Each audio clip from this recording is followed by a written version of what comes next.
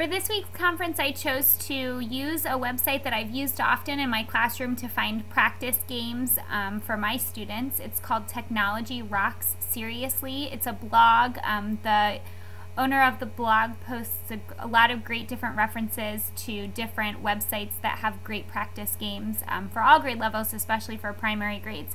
And so I wanted to evaluate some of the ones that I've used before based on the criteria that we learned about in Chapter 12.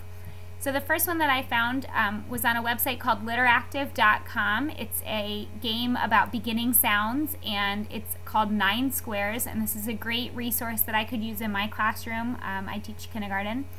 Basically what they're asking you to do is they give you a letter over here, and you have to find the picture that corresponds with that beginning sound.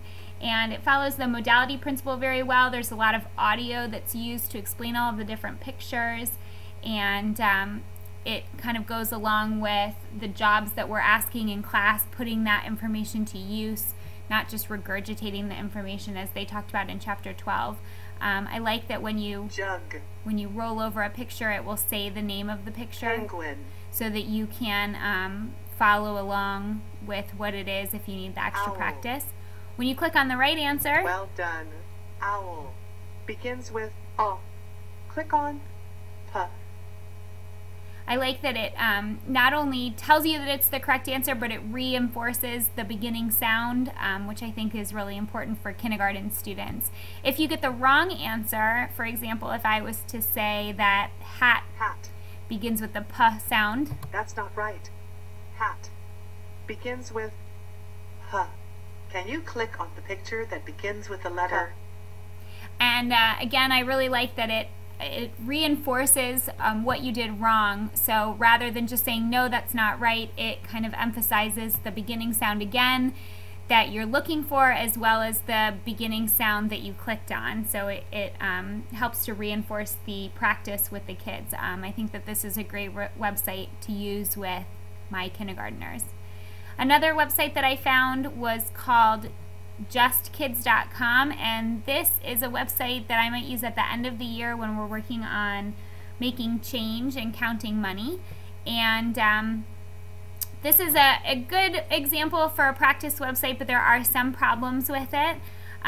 You can see that the directions are laid out here for you. One thing that I don't really like about it is that it's kind of visually a little bit too much.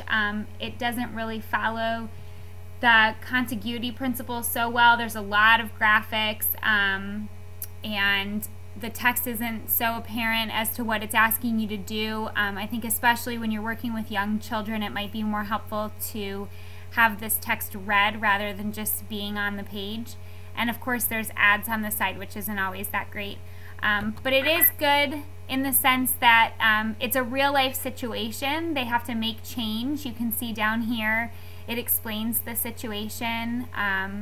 The customer owes 87 cents. He gives you $1. How much change would you make? And you have to make the change. And then you check your answer. And if you get the correct answer, then it will cheer for you. So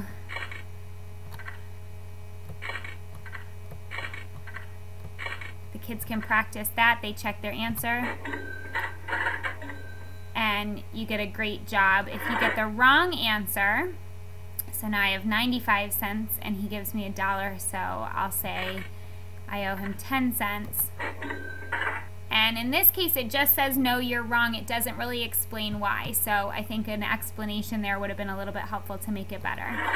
But you can try again, which is always good. So those are two websites that I found that I think would both be useful in the classroom. I think in both cases they do a very good job of practicing. But there are some improvements that could be made.